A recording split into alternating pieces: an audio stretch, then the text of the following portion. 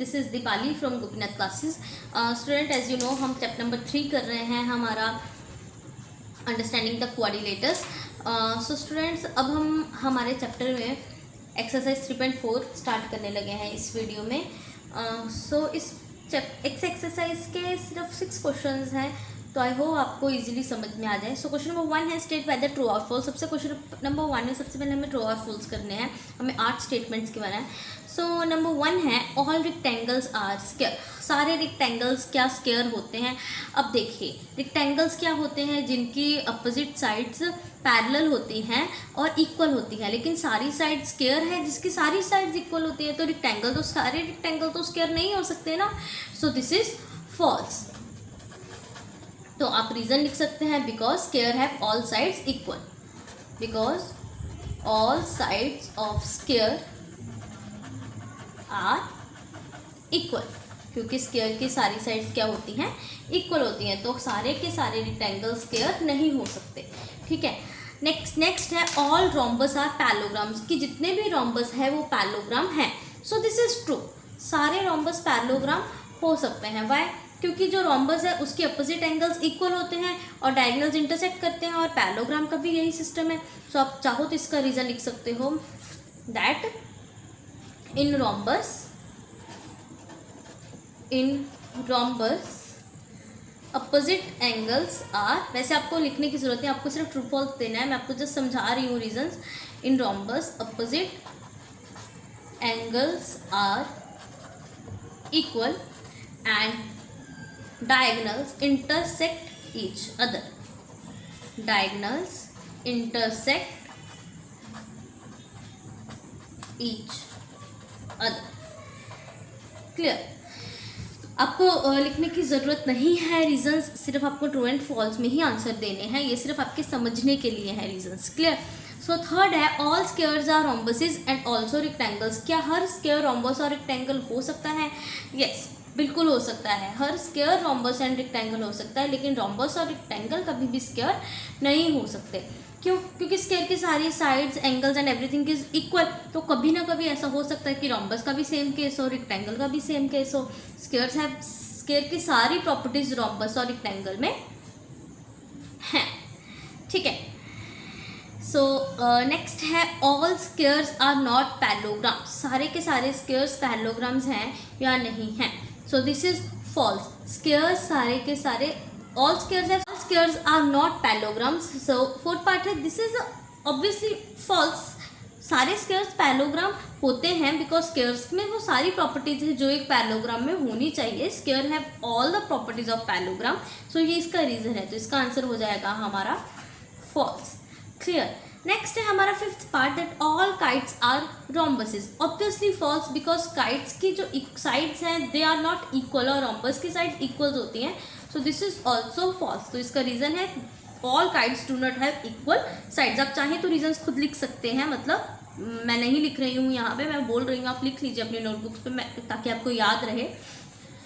सो next है all rhombus are kites, कि जो रोम्बस है वो काइट्स हो सकते हैं या नहीं? ऑब्वियसली ट्रू, रोम्बस काइट हो सकते हैं, बिकॉज रोम्बस के पास वो सारी प्रॉपर्टीज हैं जो काइट में होने चाहिए। Rhombus have equal sides and diagonals bisect each other. So this is true.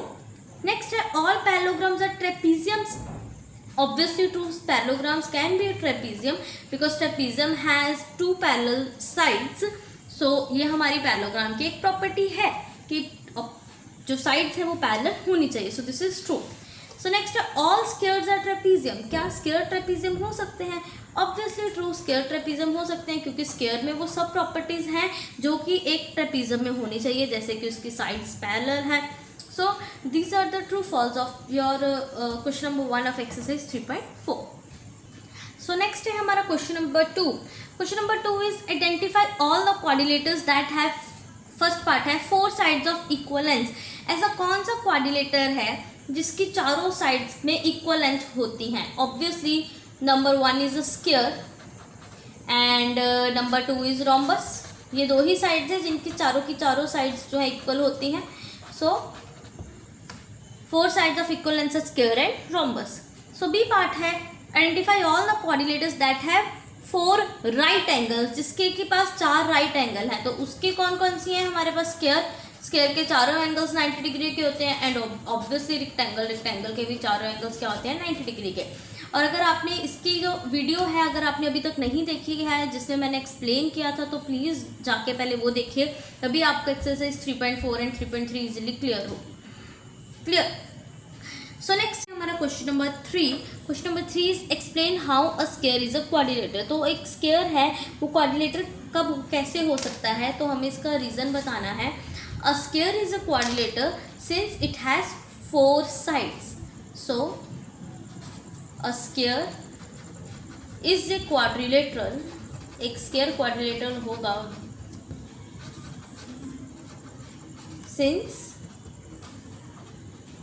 It has 4 sides, क्योंकि इसकी 4 साइड्स हैं और क्वाड्रिलेटर है उसकी भी 4 साइड्स हैं, तो ये क्वाड्रिलेटर होगा। नेक्स्ट है how a square is a parallelogram. अब एक स्क्वायर है वो पैरेललोग्राम कैसे है। A square is a parallelogram because its opposite sides are parallel to each other, क्योंकि इसकी जो अपोजिट साइड्स है दोनों की दोनों पैरेलल हैं। So a square is a parallelogram since its opposite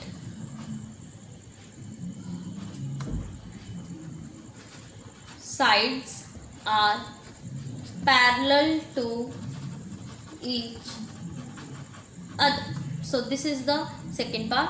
अब थर्ड पार्ट है how a square is a rhombus. तो this is very easy. Square is a rhombus since it has 4 sides of same length, क्योंकि square के चारों sides equal हैं और rhombus भी चारों साइड्स इक्वल हैं। So a square is a rhombus since its 4 sides are of the same length, क्योंकि इसकी चारों साइड्स की जो लेंथ है वो क्या है, बिल्कुल same. So this is the third part and the last part is fourth part, a rectangle. How a square is a rectangle. So a square is a rectangle क्योंकि हर एंगल 90 डिग्री है। Square का भी rectangle का सभी angle 90 degree होते हैं और rectangle के भी। So a square is a rectangle since each interior angle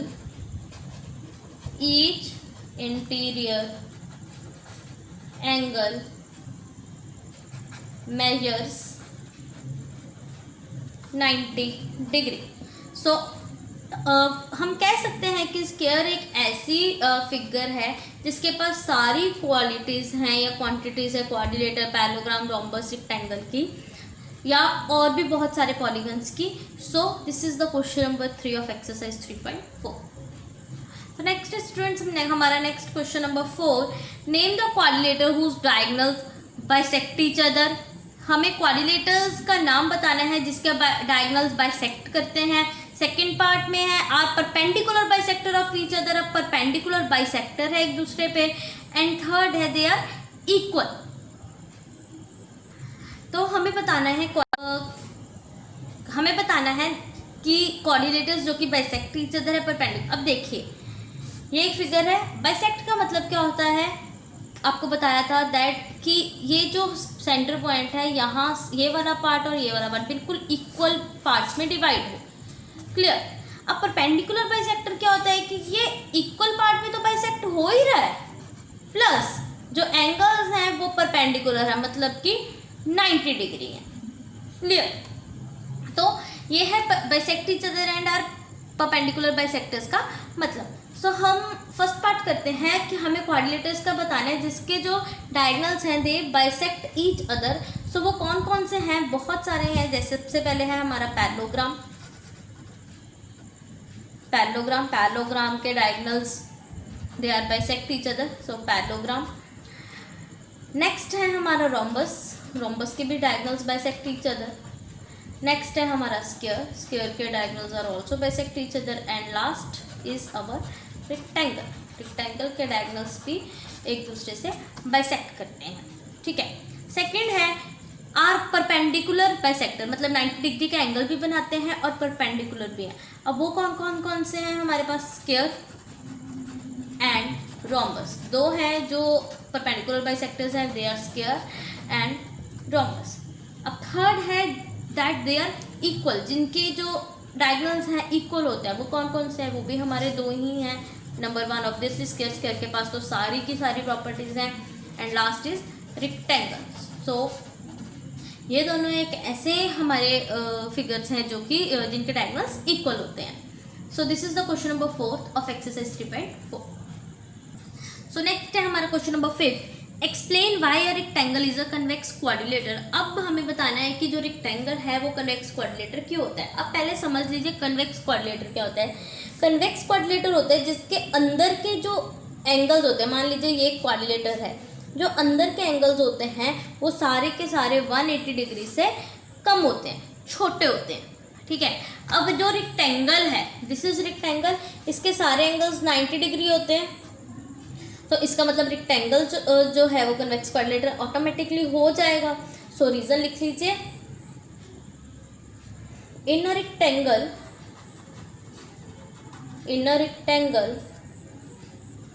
all angles measure 90 degree,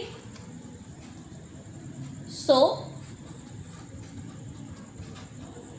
it is less than 180 degree, hence it is a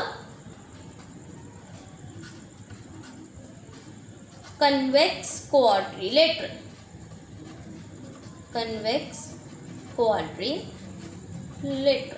सो ये है हमारा क्वेश्चन नंबर 5 ऑफ एक्सरसाइज 3.4।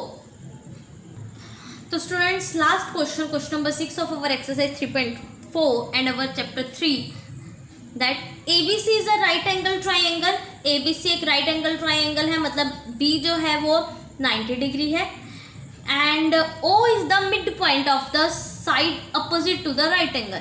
तो जो O है वो मिड पॉइंट है, बिल्कुल ही अपोजिट है राइट एंगल के, मतलब कि यहाँ पे O गिवन है हमें और ये मिड पॉइंट पे है।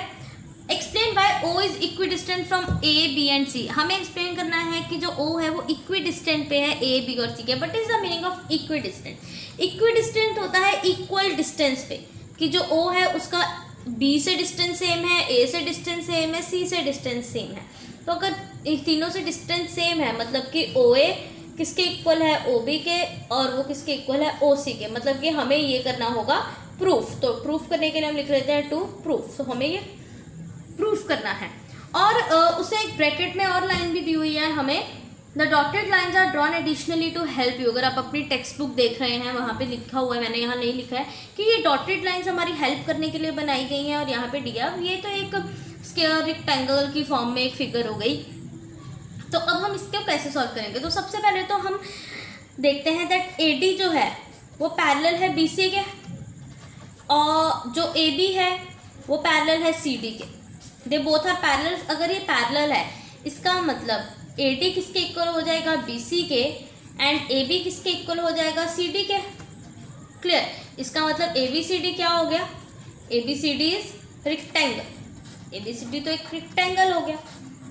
अब ABCD रेक्टेंगल है, लिख लीजिए because as opposite sides are equal, क्योंकि अपोजिट साइड्स इक्वल है, opposite sides are equal, opposite sides equal हैं and parallel to each other, और and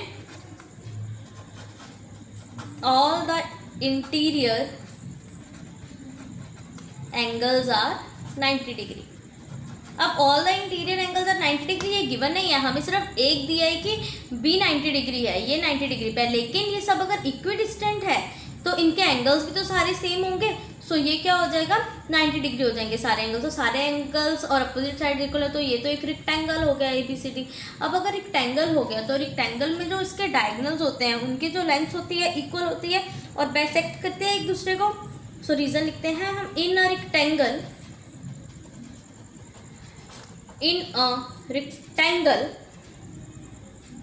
diagonals are of equal length, सबसे पहले तो डायगोनल्स की जो लेंथ्स होती हैं वो बिल्कुल ही इक्वल होती हैं एंड बाइसेक्ट ईच अदर, और एक दूसरे को बाइसेक्ट करती हैं। अगर डायगोनल्स, ये डायगोनल्स हैं, मतलब ये इसके इक्वल है, ये इसके इक्वल है, बाइसेक्ट का मतलब यही हुआ। तो इसका मतलब हैंस जो OA है वो OC के इक्वल है और OB OD के इक्वल है, क्योंकि दोनों लेंथ्स भी इक्वल हैं। ये दोनों मतलब AC BD के इक्वल है, तो OA OC के इक्वल, OB OD के इक्वल, सारे इक्वल हो गए। सो दस हमने एक्सप्लेन करना था कि O is equidistant from A B and C। तो हमें यही प्रूफ करना था, हमें यही एक्सप्लेन करना था that O is equidistant from A B and C। सो हमने कर दिया proof that O is equidistant from A B and C। तो ये लास्ट क्वेश्चन है हमारे एक्सरसाइज 3.4 का। हमारा इसी के साथ चैप्टर 3 ख़त्म होता है। अगर आपको कोई भी डाउट है एक्सरसाइज 3.1, 2, 3, 4 किसी पे भी आप प्लीज़ पूछ सकते हैं। मेरे को पर्सनली चाहे मैसेज करिए, कॉल कीजिए, कोई भी प्रॉब्लम है यू कैन आस्क। तो अब हम इसके बाद कुछ असाइनमेंट्स करेंगे। I hope you all understand. So thank you so much.